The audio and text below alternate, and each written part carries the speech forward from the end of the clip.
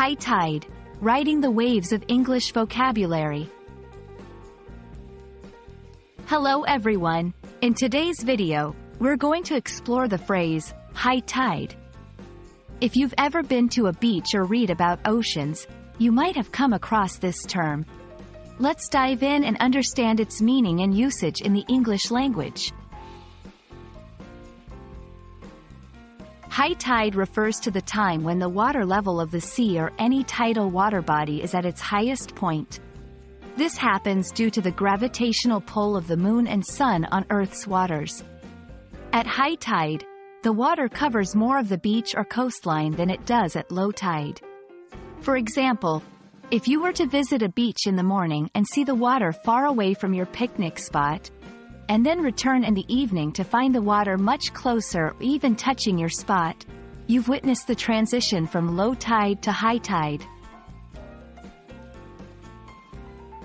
In the English language, terms and phrases often have both literal and figurative meanings.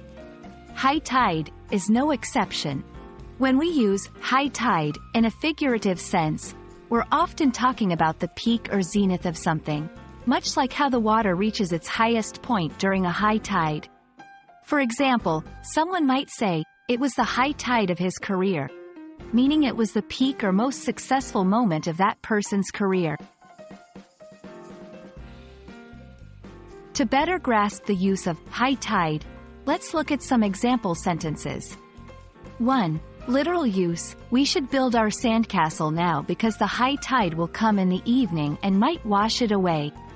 2. Figurative use: the 1980s were considered the high tide of rock music, with many iconic bands emerging during that period.